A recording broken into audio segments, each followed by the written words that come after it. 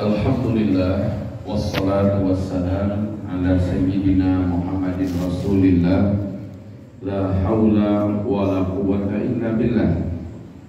Allahumma la sahla illa ma ja'altahu sahla wa anta taj'alul hazana idza syi'ta sahla. Rabbana shrah lana sudurana wa yassir lana umurana wahlul 'uqdatam min lisanina yafqahu qawlana. Allahumma arinal haqqa haqqan warzuqna ittiba'ah wa arinal batila batilan warzuqna ijtinabah. Amma ba'du. Ma'asyiral muslimin, hadirin wal hadirat, para alim ulama, tokoh-tokoh masyarakat, DKM masjid, dan para calon-calon penghuni surga Allah. Semoga Allah memberikan kepada Bapak, Ibu, dan kita semua tambahan iman dan kesabaran mempertahankan iman. Hadirin, pertama sekali kita puji dan kita bersyukur kepada Allah dan kita ucapkan kalimat Alhamdulillah bi ni'matihi tatimmus shalihat. Kemudian salawat dan juga salam kita untuk Habibillah Muhammadin Rasulillah sallallahu alaihi wasallam. Ma'asyiral muslimin, alhamdulillah Nabi Muhammad sallallahu alaihi wasallam tidak pernah luput memberitakan apapun saja yang bakal akan terjadi sebagai pedoman bagi umat beliau yang hidup sepeninggal beliau nanti, termasuk apa yang terjadi di akhir zaman ini. Bapak-bapak, ibu-ibu, hamba-hamba Allah, semoga kita semua sudah sepakat bahwa memang kita sekarang sudah di akhir zaman. Bagaimana bapak-bapak? Sudah sepakat kita di akhir zaman apa belum? Kalau belum, kita uraikan akhir zaman. Kalau sudah, kita masuk pembicaraan kepada yang update terkini. Sudah sepakat apa belum? Kayaknya masih setengah. Oke, baik. Untuk sedikit penjelasan tentang pastinya kita sekarang sudah di akhir zaman, yuk kita lihat dulu hadis riwayat Imam Ahmad tentang 5 fase. Hadis ini dinyatakan oleh Syekh Ahmad Syakir, seorang ulama pakar hadis dunia, bahwa hadis ini adalah hadis sahih. Mari lihat, hadirin yang kami muliakan. Di dalam hadis ini cukup panjang matanya, kita lihat terjemahannya. Maka kita dapati Rasulullah berkata ada 5 fase. Fase pertama, fase kenabian, langsung Nabi Muhammad yang memimpin.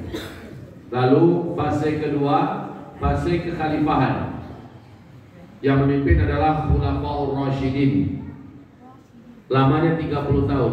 Fase ketiga, fase kekhalifahan yang menggunakan sistem kerajaan, dan ini paling lama, 1227 tahun. Nah, ketiga fase ini Islam memimpin seluruh dunia.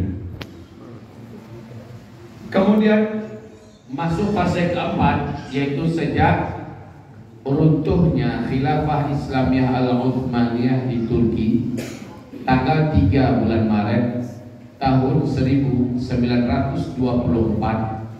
Sejak itu sampai hari ini Bapak Ibu, kita semua berada pada fase keempat, yaitu fase kekuasaan para raja-raja atau penguasa-penguasa muslim yang diktator. Jadi pada fase ini tidak ada pemerintahan Islam di dunia, memang tidak ada. Khilafah Islamnya pada masa ini, sekarang ini belum dan tidak ada. Dan para penguasa di negeri-negeri muslim pada masa ini, muslim tapi fasik, muslim tapi munafik, muslim tapi musyrik, muslim tapi zalim. Nah, inilah ciri khas fase keempat. Fase keempat pun kata Rasulullah pasti berakhir, dan masuklah kita pada fase yang paling dinanti-nanti, dan ini adalah fase husnul khotimah, yaitu khilafah ala minhajin nubuwah. Kembali Islam akan memimpin seluruh dunia dengan sistem kekhalifahan, konsep-konsep kenabian. Oke, hari ini hadisnya jelas, ada 5 fase. Sekarang kita lihat diagramnya di sebelah berikut biar lebih jelas. Perhatikan. Start, Nabi Muhammad diutus sebagai Nabi dan Rasul. Ini start. Finish adalah orang Islam mengalami peristiwa tanda besar kiamat yang ke-7. Kata Nabi ada 10 tanda besar kiamat. Sebelum terompet sangkakala ditiup, ada 10 tanda besarnya. Nah, kita orang Islam umat Nabi hanya diizinkan Allah menyaksikan tanda besar kiamat sampai nomor 7 saja. Ya, tanda besar kiamat yang pertama Dukhon, yang kedua Dajjal, yang ketiga Nabi Isa turun membunuh Dajjal, yang keempat Ya'juj dan Ma'juj lepas, dan yang kelima matahari terbit dari sebelah barat, dan yang keenam binatang raksasa keluar dari perut bumi di 3 belahan dunia yang berbeda. Kemudian yang ke-7, angin lembut tetapi membawa kematian berhembus dari negeri Yaman. Angin ini sejuk dan berbau wangi kasturi. Angin ini dengan cepat membungkusi bumi. Kata Rasulullah, siapapun orang Islam umatku yang di dalam dadanya ada iman, walaupun imannya hanya seujung kuku, dimanapun dia berada, walaupun di atas puncak gunung, di dalam gua, ada di lembah, ada di pulau, di Gurun Sahara, di mana saja dia berada, maka angin lembut ini pasti akan sampai kepada orang itu. Saat angin itu tersentuh ke tangan atau ke tubuh orang ini, saat terhirup olehnya angin tersebut, saat itu di tempat itu juga dia langsung tergeletak meninggal dunia. Serentak seluruh orang Islam yang ada iman meninggal dunia. Oke, makanya kita tulis di situ finish.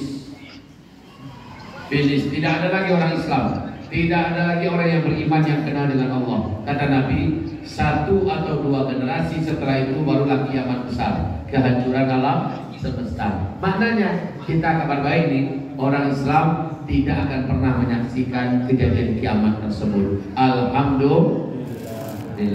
Masalahnya sekarang, nah ini baru serius nih masalahnya. Masalahnya sekarang, hadirin, dari start ke finish, ya, dari start ke finish, ini Rasulullah menyebutkan 2 kelompok hadis yang menyampaikan berapa lama sih masanya, berapa lama masanya. Sekarang kita posisi kita di sini ya, di penghujung fase keempat ini posisi kita sekarang. Di posisi kita sekarang ini adalah penghujung fase keempat. Oke, Bapak Ibu yang kami muliakan. Nah, berapa lama dari start ke finish? 2 kelompok hadis, dua-duanya hadis. Satu dari riwayat Abu Daud, satu lagi juga dari riwayat Abu Daud.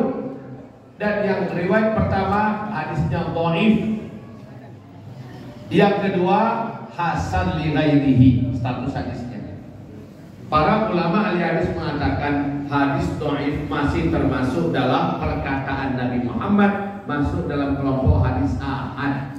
Jadi dia bukan hadis palsu, bukan hadis yang wajib ditinggalkan, tapi masih perkataan Rasulullah. Cukup sekedar diilmui, tapi tidak untuk menjadi pegangan akidah atau dalil usuluddin. Jelas? Baik.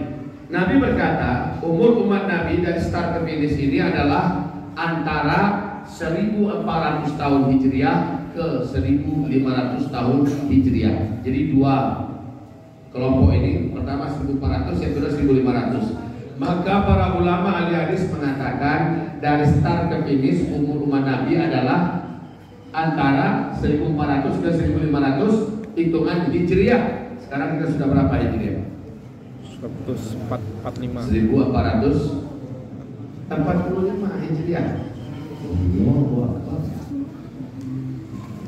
Hadirin yang kami muliakan, Syekh Al-Hafiz Imam Ibnu Rajab Al-Hambali. Ini yang lebih bagus redaksi bahasanya Bapak Ibu. Apa kata beliau? Mulai dari Nabi Muhammad diutus oleh Allah sebagai Nabi dan Rasul, sampai terjadinya tanda besar kiamat yang ketujuh, wafatnya serentak orang Islam umat Nabi yang beriman sedunia, umur umat Nabi ini adalah lebih dari 1400 tahun Hijriah, tapi takkan kurang dari 1500. Maaf, takkan lewat dari 1500. Lebih dari 1400 tapi takkan lewat dari 1500. Baiklah, sekarang kita sudah 1445 Hijriah. Lah Hijriah itu Bapak Ibu, ngitung Hijriah itu sejak Nabi hijrah ya, sejak Nabi hijrah. Dari sini ngitungnya, 13 tahun Nabi di Mekah, 10 tahun Nabi di Madinah. Jadi proses Nabi hijrah dari Mekah ke Madinah baru disebut dengan tahun Hijriah.